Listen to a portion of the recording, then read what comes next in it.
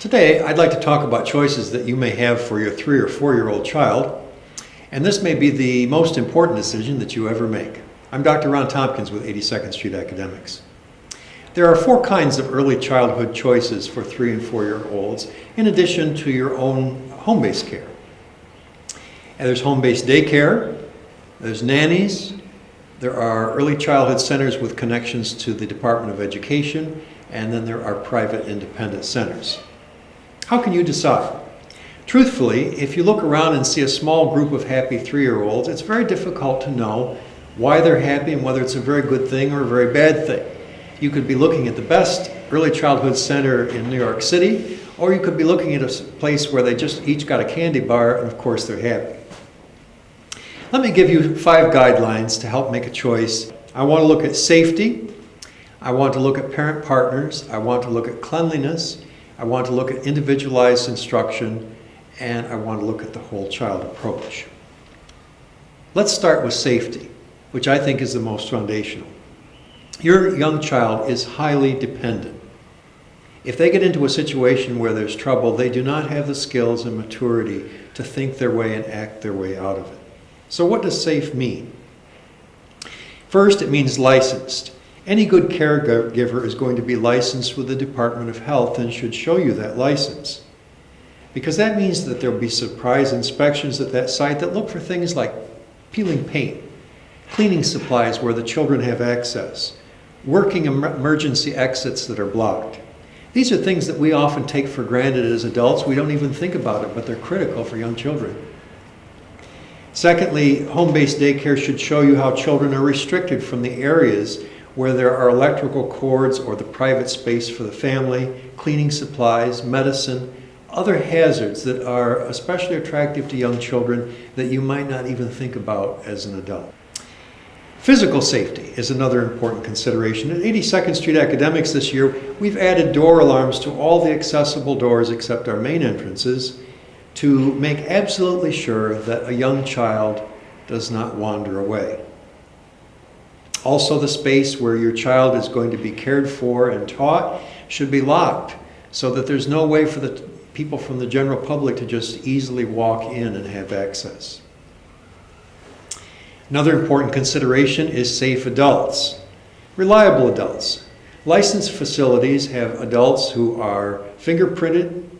They've been reported to a state central registry for abuse to show that they have nothing on their record. If you're using a nanny, they should be registered with the International Nanny Association or its equivalent. And then at 82nd Street, we prefer cameras in each room. And that way the staff are all aware that several people are watching at any given time, and you have the ability to enter into the situation so that you can make sure yourself that your child is safe.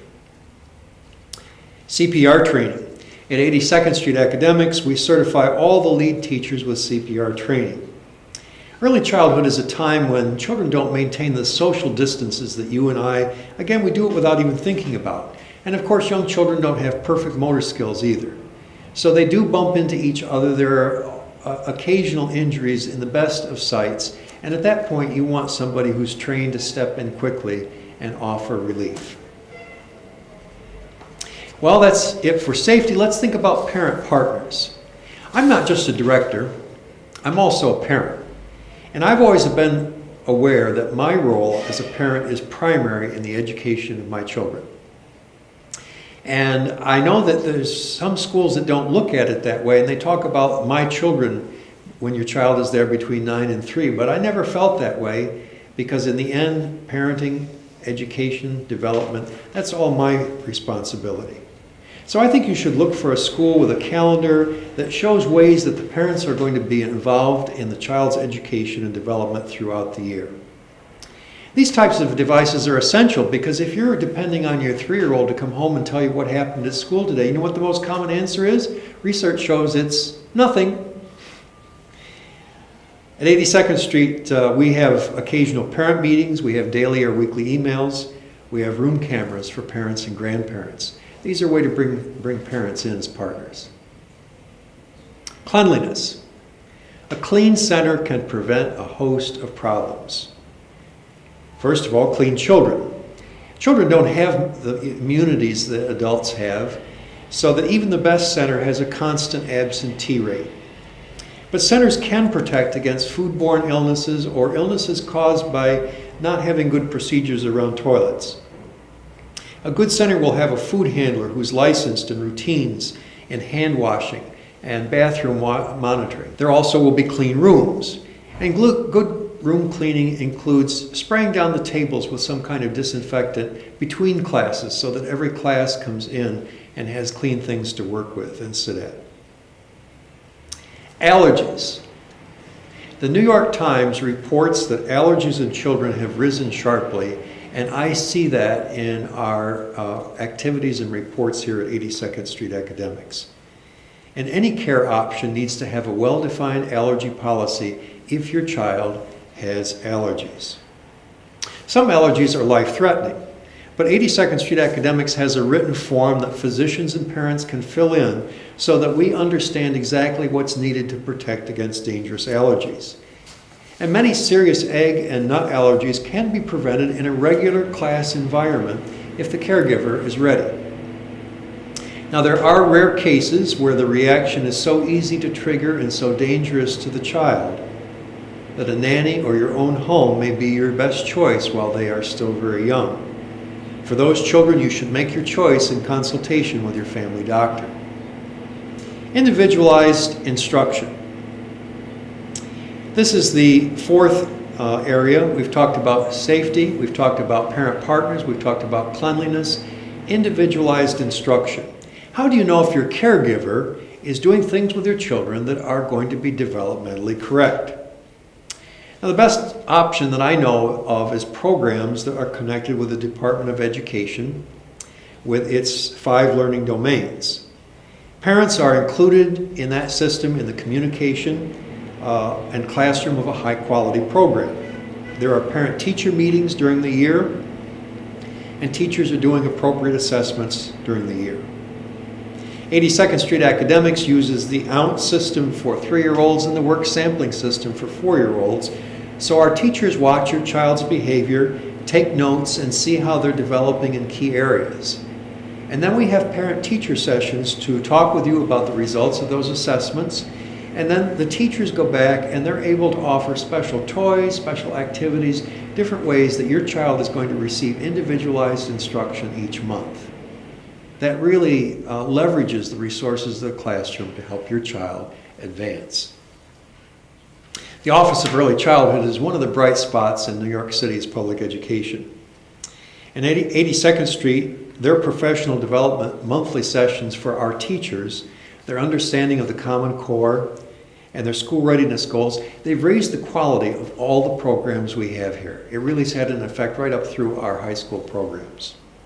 Centers with up-to-date methods are going to assess your children's learning levels and offer individualized instruction.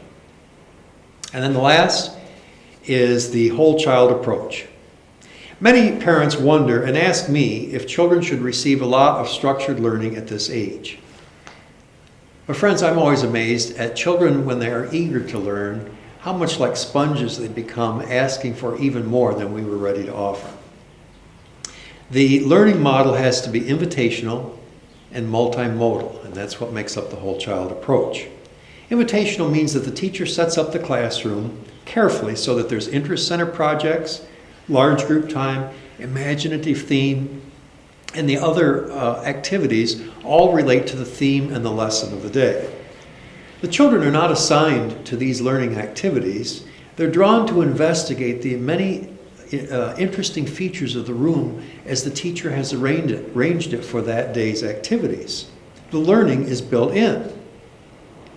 The learning is also multimodal, so that children who like to learn by experimentation, others who like to learn by mimicking, others who like to learn by reading or listening, these are children's learning styles are all considered as the teacher builds the classroom program and environment for each day, so that there's something on the table for everyone in a multimodal instruction. 5 things. Is the center safe? Does it bring in parents as partners? Is the center clean?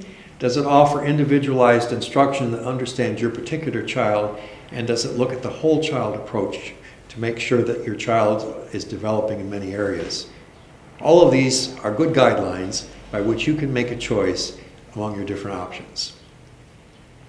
I'm convinced that we measure up to the highest standards at 82nd Street, and we have a great teacher waiting for you. Blessings on your search.